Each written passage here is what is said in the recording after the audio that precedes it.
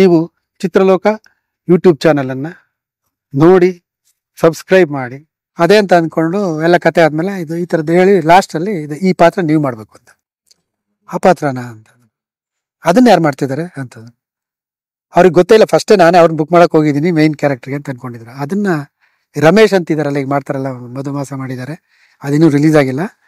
ಯಾವುದೋ ಒಂದು ಸಿನಿಮಾ ಮಾಡಿದ್ರು ಅವಾಗ, ಗೀತಾ ಪ್ರಿಯ ಯಾವುದೋ ಒಂದು ಮಾಡಿದ್ರು, ಅದು ಮಾಡಿದ್ದಾರೆ ಅಂತಂದ. ಹೌದಾ ಅಂತಂದ್ರು. ತುಂಬ ಸೀರಿಯಸ್ ಆಯ್ತು ಅವ್ರ ಮುಖ.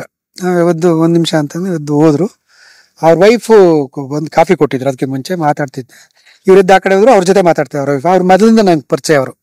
ಯಾಕೆಂದ್ರೆ ನಮ್ಮ ಡೈರೆಕ್ಟರ್ ಆರ್ತಿ ಅವ್ರ ಮನೇಲಿದ್ರು ಅವರು ಅಲ್ಲಿ ಹಳ್ಳಿನಲ್ಲಿದ್ರಲ್ಲ. ಇವ್ರು ಮದುವೆ ಮಾಡ್ಕೊಳ್ಳೋ ಉದ್ದೇಶಕ್ಕೆ ಮಂಗಳ ಅಂತ ಹುಡುಗಿನ ತಂದು ಇವ್ರ ಮನೇಲಿ ಇಟ್ಟಿದ್ರು, ಸ್ವಲ್ಪ ಸಿಟಿಲಿ ಬೆಳೀಲಿ ಅಂತ ಅಂದ್ಕೊಂಡ್ರೆ. ಅವ್ರ ಮನೇಲೇ ಇದ್ರು, ಚಿಕ್ಕ ಪುಟ್ಟ ಕೆಲಸ ಮಾಡ್ಕೊಂಡು ಆರ್ತಿ ಮನೇಲಿ ಬೆಳೆದಿದ್ರು ರಾಮಕೃಷ್ಣ ಅವ್ರ ವೈಫು. ಅವರು ಮೊದಲೇ ಪರಿಚಯ ಇದ್ರು, ಅಲ್ಲೇ ಪರಿಚಯ ಇದ್ರು ನನಗೆ. ಮಾತಾಡ್ತಾ ಇದ್ವಿ. ಇವ್ರು ಹೋದ್ರು. ನಾನು ಅನ್ಕೊಂಡೆ ಮೋಸ್ಟ್ಲಿ ಆಗಲ್ಲ. ಈ ರಮೇಶ್ ಹೇಳಿದ ಪ್ರಕಾರ ಈ ಪಾತ್ರನ ಇವ್ರಿಗೆ ಕೊಟ್ಬಿಡೋಣ, ಇವ್ರು ಒಪ್ಪದೇ ಇದ್ರೆ. ರಮೇಶ್ಗೆ ಹೋಗಿ ಹೇಳಿದ್ರೆ ಮುಗೀತು ಅಂತ ಅನ್ಕೊಂಡು ಎಲ್ಲ ಅನ್ಕೊಂಡೆ. ಆಮೇಲೆ ಬಂದು ತಿರ್ಗಾ ಬಂದು ಕೂತ್ಕೊಂಡ್ರು. ಒಂದು 5-10 ನಿಮಿಷನೇ ಬಿಟ್ಟು ಅಲ್ಲಿ ತನಕ ನಾವು ಮಾತಾಡ್ತಿದ್ವಿ. ಕೂತ್ಕೊಂಡು, ಸರಿ ವಿಶ್ವ, ನೀವೇನು ಹೇಳ್ತೀನಿ ಅದು ಮಾಡ್ತೀನಿ ನಾನು. ಬಟ್ ಆಂಟಿ ಹೀರೋ ಮಾಡಿಲ್ಲ ಈ ತನಕ ನಾನು. ಎಲ್ಲೂ ತುಂಬ ಕೆಟ್ಟ ಇದು ಬರಬಾರ್ದು ನನಗೆ. ಆ ಥರ ಇಲ್ಲ, ಆ ಥರದ್ದು ಈ ಮಾಮೂಲಿ ಗಿಲನ್ ಥರದ್ದು ಇದು ಮಾಡೋದು ಆ ಥರದ್ದೆಲ್ಲ ಮಾಡಲ್ಲ ನಾನು. ರೇಪ್ ಮಾಡೋದು ಅದು ಇದು ಅಂಥದ್ದಿರಲ್ಲ ನನ್ನ ಸಿನಿಮಾದಲ್ಲಿ. ಈ ಕಥೆನೂ ಕೇಳಿದ್ರಲ್ಲ, ಆ ಥರದ್ದೇನಿಲ್ಲ. ಬಟ್ ನಾನು ನಿಮ್ಮ ಇಮೇಜ್ಗೆ ಇದಾಗದೇ ಇರೋ ಥರ ಮಾಡ್ತೀನಿ ನಾನು ಅಂಥೇಳಿ. ಸರಿ ಅಂತ ಒಪ್ಕೊಂಡ್ರು. ಅವ್ರಿಗೂ ಒಂದು ಚೆಕ್ ಕೊಟ್ಟು ಬಂದೆ. ಹಿಂಗೆ ಎಲ್ಲ ಆರ್ಟಿಸ್ಟ್ಗಳು ಫಿಕ್ಸ್ ಆದ್ರೆ ಅದಕ್ಕೆ. ಬಟ್ ಅವ್ರನ್ನ ಹಾಕಿದ್ಮೇಲೆ ರಾಮಕೃಷ್ಣ ಅದನ್ನ ಹೇಳಿದ್ಮೇಲೆ ಆತ ಯಾಕೆ ಆ ಹುಡುಗಿನೇ ಬೇಕು, ಸುಧಾರಾಣಿನ ಫಸ್ಟ್ ಬೇಡ ಅಂತ ಹೇಳಿದ್ಮೇಲೆ ರುಕ್ಮಿಣಿನ ಮತ್ತೆ ಅವಳೇ ಬೇಕು ಅಂತ ನಾನು ಮದುವೆ ಮಾಡ್ಕೊತೀನಿ ಹಠ ಮಾಡ್ಕೊಂಡು ಫ್ರೆಂಡನ್ನು ದೂರ ಮಾಡ್ಕೊಂಡು ಇದು ಮಾಡ್ತಾನೆ ಅಂತಾರೆ, ವಿಲನಿಕ್ ಆಗ್ತಾನೆ, ಆಂಟಿ ಹೀರೋ ಆಗ್ತಾನೆ ಅಂದರೆ ಅದಕ್ಕೊಂದು ಬ್ಯಾಕ್ ಗ್ರೌಂಡ್ ಕ್ರಿಯೇಟ್ ಮಾಡಿದೆ. ರಾಮಕೃಷ್ಣ ಅದನ್ನ ಹೇಳಿದ್ಮೇಲೆ ಈಗ ಒಂದು ಸ್ಟ್ರಾಂಗ್ ಏನೋ ಘಟನೆ ನಡೆದಿದೆ ಅಂದಾಗ ಮನುಷ್ಯ ಬದಲಾಗ್ತಾನೆ. ಆ ಬದಲಾಗಕ್ಕೆ ಕಾರಣನ ಅವನಿಗೆ, ಯಾಕಂದ್ರೆ ಅದಕ್ಕೊಂದು ಮುಂಚೆ ಲವ್ ಮಾಡಿರ್ತಾನೆ ಬಾಂಬೆಲಿದ್ದಾಗ. ಸೊ ಅವಳು ಮದುವೆ ಮಾಡ್ಕೋಬೇಕು ಅಂತ ಹೇಳ್ಬಿಟ್ಟು ಇವಳು ಬೇಡ ಅಂತಿರ್ತಾನೆ. ಸೊ ಅವಳು ಕೈ ಕೊಟ್ಟಿರ್ತಾಳೆ. ಆ ಕೋಪಕ್ಕೆ ಇವಳನ್ನ ಮದುವೆ ಮಾಡ್ಕೋತೀನಿ ಅಂತ ಒಪ್ಕೋತಾನೆ ಅವನು. ಸೊ ಈ ಥರದ್ದೊಂದು ಸ್ಕ್ರಿಪ್ಟನ್ನು ತಿರ್ಗಾ ಚೇಂಜ್ ಮಾಡಿ ಬೇರೆ ಸ್ಕ್ರಿಪ್ಟ್ ಮಾಡಿಕೊಂಡು ಆ ಕತೆಗೆ ಎಲ್ಲೂ ಡ್ಯಾಮೇಜ್ ಆಗದೆ ಇರೋ ಥರ ಒಂದು ಸ್ಕ್ರಿಪ್ಟ್ ಎಲ್ಲ ರೆಡಿ ಮಾಡಿಕೊಂಡೆ. ಸರಿ, ಎಲ್ಲ ಟೆಕ್ನಿಷಿಯನ್ ಆಯಿತು. ಇನ್ನು ಸುರೇಶ್ ಅರಸ್ ಗೊತ್ತಿದ್ರು ನಂಗೆ, ನಾಗಾಭರಣ ಅವ್ರು ಪಿಸಮ್ ಮಾಡೋಕಾರೆಲ್ಲ ಎಡಿಟ್ ಮಾಡ್ತಿದ್ವಿ, ಚೆನ್ನಾಗಿ ಫ್ರೆಂಡ್ ಆಗಿದ್ರು ಅವರು. ಅವ್ರನ್ನೇ ಎಡಿಟರ್ ಆಗಿ ಕಮಿಟ್ ಮಾಡ್ಕೊಂಡು ಎಲ್ಲ ರೆಡಿ ಮಾಡ್ಕೊಂಡು ಇದು ಬೇರೆ ಬೇರೆ ಆರ್ಟಿಸ್ಟ್. ಇನ್ನೊಂದು ಹುಡುಗಿ ಸುಜಾತ ಅಂತ ಒಂದು ಹುಡುಗಿತ್ತು, ನರ್ಸ್ ಕ್ಯಾರೆಕ್ಟರ್, ಇಂಪಾರ್ಟೆಂಟ್ ಕ್ಯಾರೆಕ್ಟರ್. ಇನ್ನು ಬೇರೆ ಪಾತ್ರಕ್ಕೆಲ್ಲ ಥಿಯೇಟ್ರ್ನವ್ರನ್ನ ಹಾಕೊಳ್ಳೋಣ, ಕಮ್ಮಿಗೆ ಆಗ್ತದೆ, ಚೆನ್ನಾಗಿ ಮಾಡ್ತಾರೆ ಅಂತ ನಾಗೇಂದ್ರ ಸಹ ಹೇಳ್ತಾ ಇದ್ದ. ಥಿಯೇಟ್ರವ್ರನ್ನ ಹಾಕೊಳ್ಳೋಣ ಸರ್, ಎಲ್ಲ ವರ್ಕ್ ಆಗುತ್ತೆ ಅಂತ. ಎಲ್ಲರನ್ನೂ ಥಿಯೇಟ್ರನ್ನ ಹುಡುಕಿದ್ದು, ಎಲ್ಲರನ್ನೂ ಕ್ಯಾಸ್ಟ್ ಮಾಡಿದ್ದು, ಸೆಲೆಕ್ಟ್ ಮಾಡಿದ್ದು ಎಲ್ಲ ನಾಗೇಂದ್ರ ಶಾ ಸಿನಿಮಾಗೆ. ಅದೇ ಸೆಲೆಕ್ಟ್ ಮಾಡಿ ಫಸ್ಟ್ ಓಕೆ ಮಾಡಿದ್ದು ನಾನು, ಆಡಿಷನ್ ಮಾಡಿ ಅವ್ರು ನೋಡಿ ಮಾತಾಡಿ ಓಕೆ ಮಾಡಿದ್ದು ನಾನು. ಬಟ್ ಒಬ್ಬೊಬ್ಬರನ್ನೂ ಕರ್ಕೊಂಬಂದಿದ್ದು ನಾಗೇಂದ್ರ ಶಾ ಆ ಸಿನಿಮಾ. ಎಲ್ಲ ಆರ್ಟಿಸ್ಟ್, ಈ ಮೇಯ್ನ್ ಕ್ಯಾರೆಕ್ಟರ್ 3 ಕ್ಯಾರೆಕ್ಟರ್ ಬಿಟ್ರೆ ಎಲ್ಲ ಕ್ಯಾರೆಕ್ಟರ್ನ ಅವ್ರು ಕರ್ಕೊಂಬಂದಿದ್ದು. ಸೊ ಎಲ್ಲ ಕರ್ಕೊಂಬಂದ್ರು, ಎಲ್ಲ ಥಿಯೇಟ್ರ್ ಅವರು, ಕೃಷ್ಣೇಗೌಡರು, ಮಲ್ಲಿಕಾರ್ಜುನು, ಸುಂದರಮ್ಮ, ಆದರೆ ಎಲ್ಲರನ್ನೂ ಕರ್ಕೊಂಡು ಎಲ್ಲ ಫಿಕ್ಸ್ ಆಯಿತು. ಗೀತನ್ನು ಫಿಕ್ಸ್ ಮಾಡಿದ್ವಿ, ಮೊದಲೇ ಫಿಕ್ಸ್ ಮಾಡಿದ್ವಿ ನಾವೇ. ಗೀತಾ ನನಗೆ ಮುಂಚೆನೇ ಪರಿಚಯ ಇದ್ರು. ಪುಟ್ಟಣ್ಣ ಅವ್ರ ಆಫೀಸ್ ಎಡ್ಡನಟ್ಟಿ ಇತ್ತಲ್ಲ, ಅಲ್ಲಿಗೆ ಒಂದ್ಸರಿ ಬಂದಿದ್ರು ಇವ್ರು. ಯಾವುದೋ ಒಂದು ನಾವು ಸಿನಿಮಾ ಮಾಡ್ಬೇಕಾದ್ರೆ, ಮೋಸ್ಟ್ಲಿ ಮಾನಸರವರೆಗೆ ಅಂತ ಕಾಣುತ್ತೆ. ಅದಕ್ಕೆ ಆಡಿಷನ್ ಅಂದ್ರೆ ಅವಾಗೇನು ಡೈಲಾಗ್ ಹೇಳಿಸ್ತಿರ್ಲಿಲ್ಲ, ನೋಡೋದು ನೋಡಿ ಮುಖ ಎಲ್ಲ ಸರಿ ಇದೆ ಅಂತಂದ್ರೆ ಆಮೇಲೆ ಏನಾದ್ರು ಡೈಲಾಗ್ ಮಾಡಿಸ್ತಿದ್ದು. ಅವ್ರು ಏಕೋ ಹೈಟೋ ಗೀಟೋ ಏನೋ ಸರಿ ಹೋಗ್ಲಿಲ್ಲ ಅಂತ ಕಾಣುತ್ತೆ. ಅವಾಗ ಆ ಸಿನಿಮಾಗೆ ಆಗಲಿಲ್ಲ, ಅದು ಮಾನಸರವರೆಗೆ ಆಗಿರಲಿಲ್ಲ, ಅದು ಪರಿಚಯ ಇತ್ತು ಸ್ವಲ್ಪ. ಹಂಗಾಗಿ ಮುಂಚೆನೇ ಅವ್ರಿಗೆ ಮೊದಲೇ ಕ್ಲಿಯರಾಗಿ ಹೇಳಿದೆ, ನೋಡಮ್ಮ ಇದು ಯಾವುದು ಹೀರೋಯಿನ್ ಪಾರ್ಟ್ ಅಲ್ಲ, ಎಂಥದ್ದೆಲ್ಲ ಏನಲ್ಲ, ಬರೋದೇ ಒಂದು ಸೀನು. ಆ ಒಂದು ಸೀನ್ ಚೆನ್ನಾಗಿರುತ್ತೆ, ಆ ಥರ ನಾನು ಮಾಡ್ತೀನಿ. ಒಂದು ಸೀನ್ ನೆನಪಲ್ಲಿರುತ್ತೆ, ಒಂದು ಸೀನ್ ಇಡೀ ಕತೆಗೆ ಟ್ವಿಸ್ಟ್ ಕೊಡುತ್ತೆ ಅದು ಅಂತ ಹೇಳಿದೆ. ಸರಿ ಮಾಡ್ತೀನಿ ಅಂತಂದ್ರು ಅವರು. ನಿಮ್ಗೆ ಯಾವಾಗ ಡೇಟ್ ಬರುತ್ತೆ ನಾನು ಫೋನ್ ಮಾಡಿ ಹೇಳ್ತೀನಿ ನಿಮಗೆ ಅಂತ ಹೇಳ್ಬಿಟ್ಟು ಕಮಿಟ್ ಮಾಡ್ಕೊಂಡ್ಬಂದೆ. ಸೊ ಅವ್ರನ್ನ ನಾನೇ ಕಮಿಟ್ ಮಾಡಿದ್ದು, ಗೀತಾ ಅವ್ರನ್ನ. ಸೊ ಹಂಗೆ ಎಲ್ಲ ರೆಡಿ ಆಯಿತು. ಇದು ಮ್ಯೂಸಿಕ್ ಯಾರನ್ನ ಹಾಕೋದು ಅಂತ. ನನಗೆ ವಿಜಯ್ ಭಾಸ್ಕರ್ ತುಂಬ ಇಷ್ಟ ಇತ್ತು, ವಿಜಯ್ ಭಾಸ್ಕರ್ ಅವ್ರ ಜೊತೆ ಮಾಡಬೇಕು ಅನ್ನೋದಿತ್ತು. ಆಮೇಲೆ ನಾವೆಲ್ಲ ಮೊದಲೇ ಪುಟ್ಟಣ್ಣವ್ರ ಜೊತೆ ವರ್ಕ್ ಮಾಡಿದ್ವಲ್ಲ, ಪಡೋಳಿ ಪಾಂಡವರು, ಮಾನಸರವರ ದಂಡಿಮಂಡಲ ಜೊತೆ ನಾಗಾಭರಣ ಅವ್ರದ್ದು ಸಿನಿಮಾಗೂ ಅವರೇ ಮ್ಯೂಸಿಕ್ ಡೈರೆಕ್ಟ್ರು. ನೆನಪಿನ ದೋಣಿಗೆ ಅವ್ರನ್ನೇ ಕರ್ಕೊಂಬಂದು ಮಾಡಿಸಿದ್ವಿ, ಅವಾಗ ಜೊತೆ ಕೆಲಸ ಮಾಡಿದ್ದೆ. ಆಮೇಲೆ ಮಧುಮಾಸಗೂ ನಾನೇ ಅವ್ರನ್ನ ಫಿಕ್ಸ್ ಮಾಡಿಕೊಂಡು ಕರ್ಕೊಂಬಂದು ಮಾಡಿದ್ದು. ಸೊ ತುಂಬ ಇತ್ತೆಲ್ಲ ಮಾಡೋಣ ಅಂತಿತ್ತು. ಬಟ್ ನಂಗೆ ಏನಂದರೆ ನಮ್ಮ ಡೈರೆಕ್ಟ್ರ್ ಜೊತೆ ಕೆಲಸ ಮಾಡಿದವರು ಅವರು, ನಾನು ಅಸೋಸಿಯೇಟ್ ಆಗಿ ಕೆಲಸ ಮಾಡಿದವನು ಅವ್ರ ಜೊತೆಗೆ. ಸೊ ನಾನು ಅವ್ರನ್ನ ಹಾಕ್ಕೊಂಡಾಗ ಅವರು ನನ್ನನ್ನು ಯಾವ ರೀತಿ ನೋಡ್ಬೋದು ಅದೊಂದು ಒಳಗಡೆ ನನಗೆ ಇದು ಶುರುವಾಯಿತು. ಒಂದು ವೇಳೆ ನಾನು ಹೇಳಿದ್ದನ್ನೆಲ್ಲನೂ ಅವ್ರು ಸರಿಯಾಗಿ ತಗೊಳ್ದೆ, ನಿನಗೆ ಗೊತ್ತಾಗಲ್ಲ, ಯಾಕಂದ್ರೆ ನಾನು ಅಷ್ಟೆಂಟಾಗಿ ಅವ್ರ ಕಣ್ಣೆದ್ರಿಗೆ ಬೆಳೆದವನಲ್ಲ. ಹಂಗಾಗಿ ಕ್ಯಾಮ್ರಾಮನ್ನ ನನ್ನ ಫ್ರೆಂಡು, ಅಷ್ಟೊತ್ತಿಗೆ ಮಂಜುನಾಥ್ ಫ್ರೆಂಡ್ ಆಗಿದ್ರು, ಸ್ಟುಡಿಯೋದಲ್ಲಿ ಅಲ್ಲಿ ಇಲ್ಲಿ ಪರಿಚಯ ಆಗಿ, ಇವರು ರಾಜಾರಾಮ್ ಅವರ ಅಸಿಸ್ಟೆಂಟ್ ಅದು ಗೊತ್ತಿತ್ತು. ಸೊ ಅವ್ರನ್ನ ಫಿಕ್ಸ್ ಮಾಡಿದೆ. ಸುರೇಶ್ ಅರಸು ಕ್ಲೋಸ್ ಆಗಿರುತ್ತೆ, ಅವ್ರು ಫಿಕ್ಸ್ ಮಾಡಿದೆ. ಬಟ್ ಮ್ಯೂಸಿಕ್ ಡೈರೆಕ್ಟ್ರನ್ನ ಬೇರೆಯವ್ರನ್ನ ಹಾಕಿದ್ರೆ ಚೆನ್ನಾಗಿರುತ್ತಲ್ಲ ಅಂದ್ಕೊಂಡು ಅಷ್ಟೊತ್ತಿಗೆ ಏನಾಗಿತ್ತು, ಅವ್ರ ವಿಜಯ ಭಾಸ್ಕರ್ ಅವ್ರಿಗೆ ಅಸಿಸ್ಟೆಂಟ್ ಆಗಿ SP ವೆಂಕಟೇಶ್ ಬರ್ತಿದ್ರು, ಸಂಗೀತ ರಾಜ. ಅವರು ಚೆನ್ನಾಗಿ ಕ್ಲೋಸ್ ಆಗಿದ್ರು ನನಗೆ. ನಾವು ಆಫ್ರಿಕಾದಲ್ಲಿ ಶೀಲಾ ರೀರೆಕಾರ್ಡಿಂಗ್ ಮಾಡ್ತಿದ್ವಲ್ಲ ವಿಜಯ ಗಾರ್ಡನಲ್ಲಿ. ಸೊ ವಿಜಯ ಗಾರ್ಡನಲ್ಲಿ ಅಲ್ಲಿ ರೀರೆಕಾರ್ಡಿಂಗ್ ಮಾಡ್ತಿರ್ಬೇಕಾದ್ರೆ ನಾವೇನು ಅಸೋಸಿಯೇಟ್ 24 hours ಏನು ಒಳಗಿರ್ತಿರ್ಲಿಲ್ಲ. ಅವಾಗ ಏನೋ ರೀಲ್ ಚೇಂಜ್ ಅಥವಾ ರೀಲಲ್ಲಿ ಇನ್ನೇನಾರು ಚೇಂಜಸ್ ಇದ್ರು, ರೀಲಲ್ಲಿ ಏನಾರು ರಿಮೂವ್ ಮಾಡೋದಿದ್ರು ಅಂತ ಇರ್ತಿದ್ವಿ. ಇಲ್ಲ ನುಡಿಸ್ಬೇಕಾದ್ರೆ ಏನಾರು ನಮ್ಗೇನಾರು ಅನ್ಸಿದ್ರೆ ಹೇಳ್ತಿದ್ವಿ, ಹಿಂಗಿಲ್ಲ ಹಿಂಗಿದ್ರೆ ಚೆನ್ನಾಗಿರುತ್ತೆ ಅಂತ. ಯಾಕೆಂದರೆ ಡೈರೆಕ್ಟ್ರು ಬರ್ತಿರ್ಲಿಲ್ಲ, ದ್ವಾರಕೀಶ್ ಅವರು ಬರ್ತಿರ್ಲಿಲ್ಲ. ಡೈರೆಕ್ಟರ್ ಅಲ್ಲೆಲ್ಲ ಬಾಂಬೆಲಿದ್ದ. ಅಲ್ಲಿ ಹೊರಗಡೆ ಬಂದಾಗ ಇವ್ರು ಕೂತಿರ್ತಿದ್ದು SP ವೆಂಕಟೇಶ್. ಅಷ್ಟೊತ್ತಿಗೆ ಸುಮಾರು ಮಲಯಾಳಂ ಸಿನಿಮಾ ಮಾಡಿಬಿಟ್ಟಿದ್ರು ಅವರು.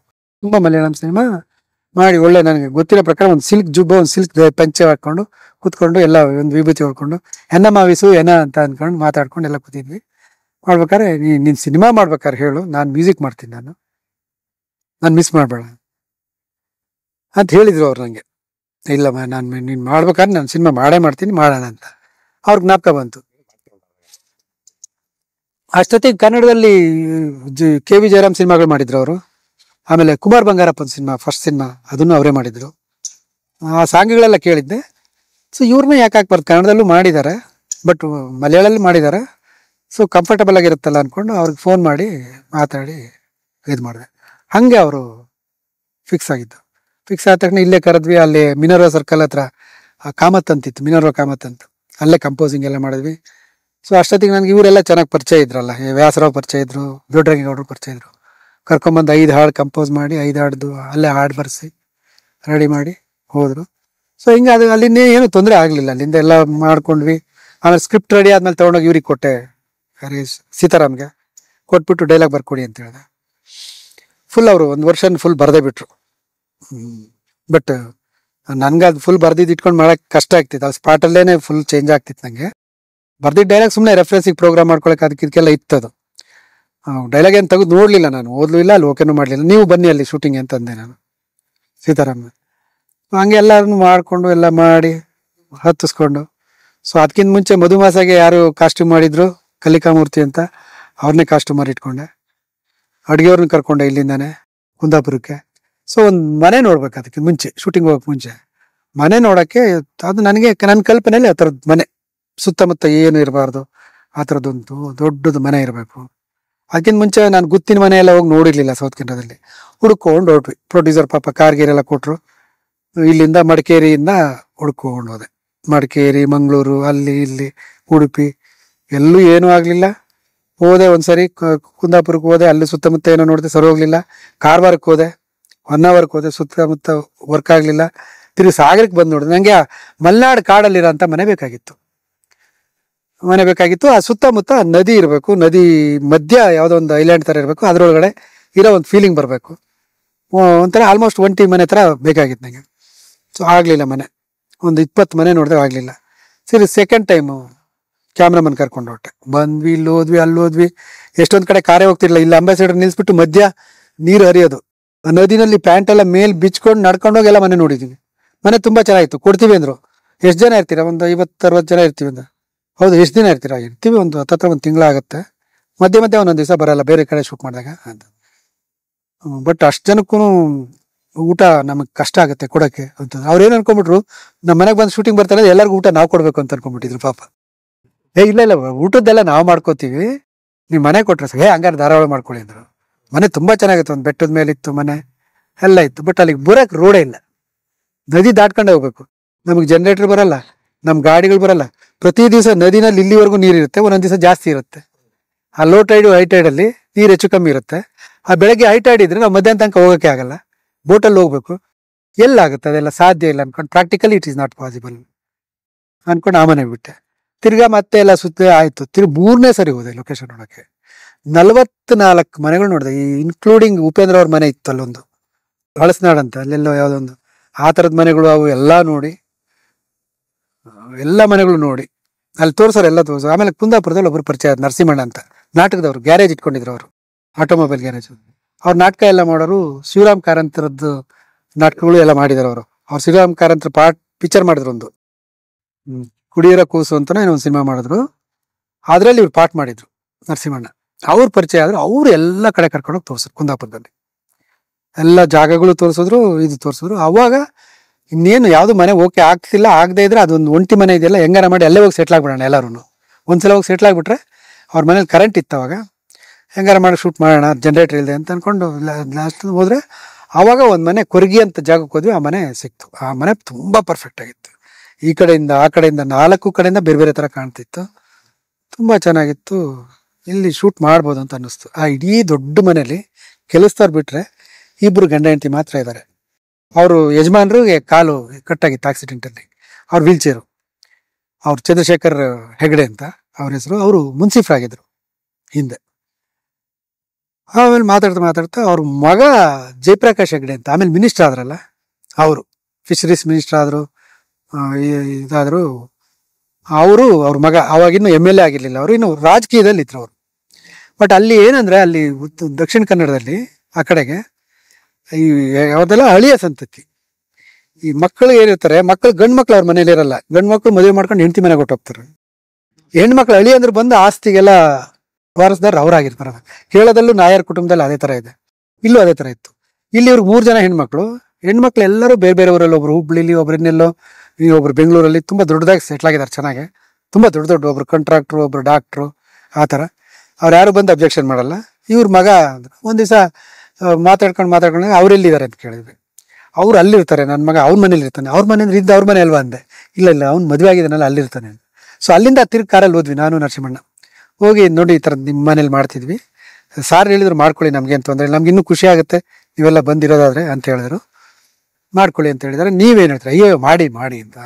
ಅವಾಗಿಂದನೂ ಆ ಮನುಷ್ಯ ಧಾರಾಳನೆ, ಜಯಪ್ರಕಡೆ ಮಾಡಿ ಅವ್ರಿಗೇನು ತೊಂದರೆ ಆಗಲ್ಲ, ನಿಮ್ಮ ಪಾಡಿ ನೀವು ಶೂಟ್ ಮಾಡಿ, ಅಷ್ಟು ದೊಡ್ಡ ಮನೆ ಏನು ಮಾಡಕ್ಕೆ ಬರುತ್ತೆ, ಅದು ಮಾಡಿ ನೀವು. ಅವ್ರ ಮನೇನೂ ತುಂಬ ಚೆನ್ನಾಗಿತ್ತು. ಬೇಕಾದ್ರೆ ನೋಡಿ, ನಿಮ್ಗೆ ಇನ್ನೂ ಸ್ವಲ್ಪ ಬೇಕಾದ್ರೆ ಈ ಮನೇನೂ ಮಾಡ್ಕೊಳ್ಳಿ ಅಂತಂದ್ರು. ಅವ್ರ ಹೆಂಡತಿ ಮನೆ ನಮ್ಗೇನು ಬೇಕಾಗಿಲ್ಲ, ಆ ಮನೇಲೇ ಎಲ್ಲ ಸಫಿಷಿಯೆಂಟ್ ಆಗಿರೋ ಸಿಗುತ್ತೆ. ಸೊ ಹಂಗೆ ಆ ಮನೆ 44ನೇ ಮನೆ. ಅದು 44 ಮನೆ ನೋಡಿದ್ದೀನಿ. 3 ಸರಿ ಲೊಕೇಶನ್ ನೋಡಕ್ ಸುತ್ತಿದ್ದೀನಿ. ಯಾವುದೇ ಹಳೆ ಪ್ರೊಡ್ಯೂಸರ್ ಆಗಿದ್ರೆ 3 ಸರಿ ನಾನು ಲೊಕೇಶನ್ ನೋಡಕ್ ಹೋಗ್ತೀನಿ ಅಂತಂದಿದ್ರೆ ಅಲ್ಲಿಗೆ ಕಟ್ ಮಾಡಿರೋರು ನಾನು. ಈ ಮನುಷ್ಯನ ಲೊಕೇಶನ್ ನೋಡಕ್ಕೆ 3 ಸರಿ ಸುತ್ತಿಸ್ತಾ ಇದ್ದಾನೆ, ಸಿನಿಮಾ ಏನ್ ಮಾಡ್ತಾನೆ ಅಂತ. ಸೊ ಅದೆಲ್ಲ ನೋಡ್ಕೊಂಡು ಆಮೇಲೆ ಅಲ್ಲಿ ಹೋಟ್ಲು ಗೀಟ್ಲೆಲ್ಲ ನೋಡಿ ಯಾವುದೋ ಒಂದು ಮನೆ ಎಲ್ಲ ನಾವೇ ನೋಡ್ತಿದ್ವಿ. ಅವಾಗ ಮ್ಯಾನೇಜರ್ ಎಲ್ಲ ಲಾಸ್ಟಲ್ಲಿ ಬರೋರು ಸುಮ್ಮನೆ. ಎಲ್ಲ ಮನೆ ನೋಡಿ, ಅಡುಗೆಯವ್ರಿಗೆಲ್ಲ ಒಂದು ಮನೆ ಬೇಕಲ್ಲ. ಸೊ ಶರವನ್ ಹೋಟ್ಲ್ ಅಂತಿತ್ತು, ಅಲ್ಲೆಲ್ಲ ಬುಕ್ ಮಾಡ್ಕೊಂಡು ಆಮೇಲೆ ಲೊಕೇಶನ್ ಅಲ್ಲಿ ನೋಡಿದೆ. ಪಡ್ಕೋಣೆ ಅಂತ ಒಂದು ಜಾಗ ಬರುತ್ತೆ, ಈ ಪ್ರಕಾಶ್ ಪಡ್ಕೋಣೆ ಇದ್ರಲ್ಲ, ಆ ಪಡ್ಕೋಣೆ, ಆ ನದಿ ತೀರದಲ್ಲಿ ಬೋಟು ಕ್ಲೈಮ್ಯಾಕ್ಸ್ ಎಲ್ಲ ಅಲ್ಲಿ ಮಾಡೋದಂತ ಡಿಸೈಡ್ ಮಾಡ್ಕೊಂಡು ಅಲ್ಲಿ ಅಕ್ಕಪಕ್ಕದವ್ರೆಲ್ಲ ಬರ್ಕೊಂಡು ಬಂದ್ಮೇಲೆ ಸಾಂಗ್ ರೆಕಾರ್ಡಿಂಗ್ ಮಾಡಿದ್ವಿ. ಸಾಂಗ್ ರೆಕಾರ್ಡಿಂಗ್ ಆಯ್ತು, ಎಲ್ಲ ಆಯ್ತು. ಆಮೇಲೆ ಅವಾಗ ಅಷ್ಟೊತ್ತಿಗೆ ಸಂಕೇತ್ ಓಪನ್ ಆಗಿತ್ತು. ಅವಾಗ ಸಂಕೇತಲ್ಲೇ ಮಾಡ್ತಿದ್ವಿ, ಸಂಕೇತಲ್ಲೇ ರೆಕಾರ್ಡಿಂಗ್ ಮಾಡಿದ್ವಿ. ಅವ್ರು ಎಷ್ಟು ಪರ್ಫೆಕ್ಟ್ ಆಗಿರ್ತಿದ್ರು ಅಂದ್ರೆ, ಬೆಳಗ್ಗೆ ಅಲ್ಲಿ ಹೋಟ್ಲಲ್ಲಿ ಬಂದ್ರೆ ಟ್ರೈನಲ್ಲಿ ಬರೋರು, SP ವೆಂಕಟೇಶ್ ಬಂದು ಒಂದು ಒಳ್ಳೆ ರೂಮ್ ಹಾಕ್ಕೊಟ್ರೆ, ಬೆಳಗ್ಗೆ ಬಂದು ನಾನು ಬರೋ ಅಷ್ಟೊತ್ತಿಗೆ 9 ಗಂಟೆಗೆ ನಾನು ಬಂದರೆ ಸ್ಟುಡಿಯೋಗೆ, ಅಷ್ಟೊತ್ತಿಗೆ ರಿಹರ್ಸಲ್ ಆಗಿರೋದೆಲ್ಲ ನಡೀತಾ ಇರೋದು. ಅಷ್ಟು ಚೆನ್ನಾಗಿ ಮಾಡೋರು. 3 ದಿವಸಕ್ಕೆ 5 ಹಾಡು ರೆಕಾರ್ಡಿಂಗ್ ಆಗೋಯ್ತು, ವಾಯ್ಸ್ ಮಿಕ್ಸಿಂಗ್ ಆಗಲಿಲ್ಲ. ಆಮೇಲೆ ಇನ್ನೊಂದು ದಿವಸ ಬಂದರು SPB ಮತ್ತು ಚಿತ್ರ ಅವರು ಇನ್ನೂ ತುಂಬ ಹೊಸದು. ಅವಾಗ ತುಂಬ ಪಾಪ್ಯುಲರ್ ಇರಲಿಲ್ಲ, ಇನ್ನೂ ಹೊಸದು. ನನಗೆ ಹೊಸದು, ನನಗೆ ಗೊತ್ತಿರಲಿಲ್ಲ ಚಿತ್ರ. ಅವಾಗ ನಮ್ದ್ರಲ್ಲೇ ನೋಡಿದ್ದು, ಚಿಕ್ಕ ಹುಡುಗಿ ಅವ್ರಿಗೆ ಅವಾಗ ಚಿತ್ರ. ಹಾಡಿದು ಎಲ್ಲ ಆಯ್ತು. ಇನ್ನೊಂದು ಹಾಡನ್ನ ನಾವು ಮೊದಲೇ ಅನ್ಕೊಂಡಿದ್ವಿ, ಕಂಪೋಸಿಂಗ್ ಟೈಮಲ್ಲಿ ಇದನ್ನ ಯೇಸುದಾಸ್ ಹತ್ರ ಆಡ್ಸೋಣ ಚೆನ್ನಾಗಿರುತ್ತೆ ಅಂತ. ಅದೊಂದು ಬ್ಯಾಲೆನ್ಸ್ ನಿಂತೋಯ್ತು. ಶೂಟಿಂಗ್ ಹತ್ರ ಬಂತು, ಯೇಸುದಾಸ್ ಕಾಂಟ್ಯಾಕ್ಟ್ ಮಾಡ್ತಾ ಇದ್ವಿ. ಯೇಸುದಾಸ್ಗೂ SP ವೆಂಕಟೇಶ್ಗೂ ಭಾಳ ಕ್ಲೋಸ್ ಇತ್ತು, ಯಾಕಂದ್ರೆ ತುಂಬ ಮಲಯಾಳಂ ಸಿನಿಮಾ ಇವ್ರು ಮಾಡಿದ್ರು, ಮಲಯಾಳಂ ಸಿನಿಮಾ ಅವರು ಮಾಡ್ತಿದ್ರಲ್ಲ, ಹಂಗಾಗಿ ಅವ್ರಿಗೆ ಟಚ್ಚಲ್ಲಿ ಇತ್ತು. ಆಗ್ತಿಲ್ಲ ವಿಸು, ಬೇರೆಯವ್ರ ಹತ್ರ ಆಡ್ಸ್ಬಿಡೋಣ ಹೋಗ್ಲಿ ಅಂತ. ಬೇಡ ಅವ್ರ ಹತ್ರ ಅನ್ಕೊಂಡಿದ್ವಿ, ಅವ್ರ ಹತ್ರನೇ ಆಡ್ಸೋಣ. ಸರಿ, ಮತ್ತೊಂದು ಕೆಲಸ ಮಾಡು, ಟ್ರ್ಯಾಕ್ ಯಾರ ಹತ್ರ ಆದ್ರೂ ಮಾಡಿ ತೊಗೊಂಡು ಹೊಟ್ಟೋಗು, ಶೂಟಿಂಗ್ ಮಾಡು ನೋಡೋಣ ಅಂತ ಅಂದ್ರು. ನನಗೆ ಟ್ರ್ಯಾಕ್ ತೊಗೊಂಡೋಗಿ ಎಲ್ಲ ಶೂಟ್ ಮಾಡೋದು ಬೇಡ, ಇವ್ರದೆಲ್ಲ ಒರಿಜಿನಲ್ ಇದೆ, ಬಾಲು ಅವ್ರದ್ದು, ಚಿತ್ರ. ಸೊ ಏನು ಅಂದ್ಕೊಂಡು ಏನು ಮಾಡಿದ್ವಿ, ಹೋಗೋದು ಬೇಡ ನೋಡೋಣ ಅಂತ ಟ್ರೈ ಮಾಡಿದ್ವಿ, ಆಗಲಿಲ್ಲ. 2 ಸರಿ ಬಂದರು ಅವ್ರ ಪಾಪ. ಯೇಸುದಾಸ್ 2 ಸರಿ ಬಂದರು. 1 ಸರಿ ಬಂದಾಗ ವಾಯ್ಸ್ ಬಿದ್ದೋಯ್ತು ಅವ್ರದ್ದು. ವಾಯ್ಸು ಹುಷಾರಿಲ್ದಂಗೆ ಹಾಡೋಕ್ಕಾಗಲಿಲ್ಲ. ಇನ್ನೊಂದ್ಸರಿ ಏನಕ್ಕೆ ಬಂದ್ರು, ಇನ್ನೊಂದ್ಸರಿ ಯಾವುದೋ ಒಂದು ಕಾರಣಕ್ಕೆ ಇನ್ನೊಂದ್ಸರಿನೂ ಆಡಕ್ಕಾಗ್ಲಿಲ್ಲ ಅವ್ರಿಗೆ. 2 ಸರಿನೂ ಆಡಕ್ಕಲ್ಲ. ಅವ್ರ ರಿಲೇಟಿವ್ ಮನೆ ಇತ್ತು ಇಲ್ಲಿ, ಯೇಸುದಾಸ್ ಅವ್ರ ರಿಲೇಟಿವ್ ಮನೆ, ತುಂಬಾ ಜನ ಇದ್ದಾರೆ ಅವ್ರ ರಿಲೇಟಿವ್ ಇಲ್ಲಿ. ಆಮೇಲೆ ಅವ್ರದ್ದು ಯೇಸುದಾಸ್ ಅವ್ರದ್ದು ಇಲ್ಲೂ ಬಿಸ್ನೆಸ್ ಇತ್ತು. ಮೋಸ್ಟ್ಲಿ ಆ ಕಾಲದಲ್ಲೇ ಅವ್ರು ರಿಯಲ್ ಎಸ್ಟೇಟ್ ಮಾಡ್ತಿದ್ರು ಅಂತ ಅನ್ಸುತ್ತೆ. ಪ್ರಾಪರ್ಟಿ ಬಿಸ್ನೆಸ್ ಇಲ್ಲೂ ಚೆನ್ನೈ ಎಲ್ಲ ಕಡೆ ಇತ್ತು. ಇಲ್ಲೂ ಅವ್ರು ಯಾರ್ಯಾರ್ದೋ ಮೂಲಕ ಅಲ್ಲಿ ಬಿಸ್ನೆಸ್ ಮಾಡ್ಸೋರು ಅವರು. ಆಮೇಲೆ ಅವ್ರದ್ದು ತರಂಗಿಣಿ ಅಂತ ಒಂದು ಕ್ಯಾಸೆಟ್ ಕಂಪ್ನಿನೂ ಮಾಡ್ಕೊಂಡಿದ್ರು, ಮಲಯಾಳಂ ಸಿನಿಮಾಗಳೆಲ್ಲ ಮಾಡ್ತಿದ್ರು. ಸೊ 2 ಸರಿ ಬಂದ್ರು. ಬಟ್ ಇದು ದುರಾದೃಷ್ಟಕ್ಕೆ 2 ಸರಿನೂ ಫ್ಲೈಟಲ್ಲಿ ಬಂದ್ರು. 2 ಸರಿನೂ ಅವ್ರಿಗೆ ನಿಜವಾಗ್ ವಾಯ್ಸೇ ಇದಾಯ್ತು. ಅವ್ರಿಗೆ ನೆಗಡಿ ಗಿಗಡಿ ಏನೋ ಫುಲ್ ಆಗಿ ಗರ ಅನ್ನೋ ಥರ ಆಯ್ತು. ಸೊ ನಾವು ಫ್ಲೈಟ್ ಚಾರ್ಜ್ ನಮಗೋಸ್ಕರ ಬಂದಿನ ಕೊಡಕ್ಕೆ ಹೋದಾಗ ಅವಾಗೇನು ತೊಗೊಳ್ಳಿಲ್ಲ ಅವರು. ಸರಿ ಹೋಗೋಣ ಶೂಟಿಂಗ್ ಅಂತ ಅಂದ್ಕೊಂಡು ಯಾವುದೋ ಒಂದು ವಾಯ್ಸ್ ಮಿಕ್ಸ್ ಮಾಡಿಕೊಂಡು ಶೂಟಿಂಗ್ ಹೊಟ್ಟೋದೆ. ನೋಡೋಣ ಯಾವತ್ತು ಆಡ್ತಾರೆ ಆಡಲಿ, ಅವ್ರ ಹತ್ರ ಆಡ್ಸೋಣ ಅಂತ. ಶೂಟಿಂಗ್ ಅದು ಹೆಂಗೂ ಬ್ಯಾಕ್ಗ್ರೌಂಡ್ ಸಾಂಗ್, ಅದೇನು ಲಿಪ್ ಇಲ್ಲ ಅದರಲ್ಲಿ, ಅವ್ರ ಸಾಂಗಲ್ಲಿ ಪ್ಯಾಥೋ ಸಾಂಗ್. ಅಲ್ಲಿ ಹೋದ್ವಿ. ಅಲ್ಲಿ ಹೋಗಿ ಮುಹೂರ್ತ, 1 ದಿವಸ ಮುಹೂರ್ತ. ಇವತ್ತು 2 ದಿವಸ ಮುಂಚೆ ಹೋದ್ವಿ. ನಾಡಿದ್ದು ಶೂಟಿಂಗ್ ಅಂದರೆ ಇವತ್ತು ಹೋಗಿ ರಾತ್ರಿ ನಾನು TN ಸೀತಾರಾಮು ಶಂಕರ್ನ ಕರೆಸ್ದೆ ಮಡ್ರಾಸಿಂದ, ಇಲ್ಲಿ ಅವ್ರ ಜೊತೆಗೆ ಅಂತ ಡಿಸ್ಕಷನ್ ಎಲ್ಲ ಇದ್ರಲ್ಲ, ಏನಾದ್ರು ಇರುತ್ತೆ ಸ್ವಲ್ಪ ದಿವಸ ಇದ್ದು ಹೋಗ್ಲಿ ಜೊತೆಗೆ ಅಂದ್ಕೊಂಡು ಎಲ್ಲರೂ ಹೋದ್ವಿ. ನಾಗೇಂದ್ರ ಶಾ ನಾವೆಲ್ಲ ಒಂದು ಅಂಬಾಸಿಡರ್ ಕಾರಲ್ಲಿ ಅಷ್ಟು ಜನ ಕುತ್ಕೊಂಡು ರಾತ್ರಿ ಹೋಗಿ ಎಲ್ಲ ಆಯ್ತು. ನಾನು ಸೀತಾರಾಮ್ ಒಂದು ರೂಮು, ಶಂಕರ್ 3 ಜನ ಒಂದು ರೂಮು, ದೊಡ್ಡ ರೂಮ್ ಇರುತ್ತೆ ಅಲ್ಲಿ ಶರೋನ್ ಹೋಟ್ಲಲ್ಲಿ. ಇನ್ನು ಉಳಿದವರೆಲ್ಲ ನಮ್ಮ ರಾಜು ಅವರೆಲ್ಲ ಇದ್ದು ಎಲ್ಲ ಇದ್ರು. ಸುಧಾರಾಣಿ ಅವರು ನೆಕ್ಸ್ಟ್ ಡೇ ಬಂದರು. ಅವರು ಬಂದು ಅವ್ರದ್ದು ಅಲ್ಲಿ ಬಂದಾಗ ಹಿಂದಿನ ದಿವಸ ಎಲ್ಲ ಡ್ರೆಸ್ ರಿಹರ್ಸಲ್ ಎಲ್ಲ ಮಾಡಿಸಿ, ಡ್ರೆಸ್ ಎಲ್ಲ ಕಾಸ್ಟ್ಯೂಮ್ ಹಾಕಿ ಚೆಕ್ ಮಾಡಿ, ಮತ್ತೆ ಅಲ್ಲಿ ಶೂಟಿಂಗಲ್ಲಿ ಲೇಟ್ ಆಗೋದು ಬೇಡ ಅಂತ ಅಂದ್ಕೊಂಡು ರೆಡಿ ಮಾಡ್ಕೊಂಡ್ವಿ. ಸೊ ನೆಕ್ಸ್ಟ್ ಡೇ ಸಾಯಂಕಾಲ ಅಲ್ಲಿ ಮುಹೂರ್ತ. ಸೊ ಈ ಯೂನಿಟನ್ನು ಮುಂಚೆ ಬರೋಕೆ ಹೇಳಿರಲಿಲ್ಲ, ಯಾಕಂದ್ರೆ ಯೂನಿಟ್ ಮುಂಚೆ ಬಂದರೆ ಅದು ಬಾಟಾಯಿಂದ ಹಿಡಿದು ಚಾರ್ಜಿಂದ ಹಿಡಿದು ಬಾಟ ಎಲ್ಲನೂ ಕೌಂಟ್ ಆಗುತ್ತದೆ. ನಾವು ಮಾತ್ರ ಹೋಗಿದ್ವಿ. ಆರ್ಟಿಸ್ಟ್ 1 ದಿವಸ ಮುಂಚೆ ಬಂದರು. ಸೊ ಅವತ್ತು ಸಾಯಂಕಾಲ ಮುಹೂರ್ತ 6 ಗಂಟೆಗೆ ಮುಹೂರ್ತ ಕೊಟ್ಟಿದ್ರು. ಇಲ್ಲಿ ಗಣಪತಿ ದೇವಸ್ಥಾನ ಇದೆ ಅಲ್ಲೊಂದು,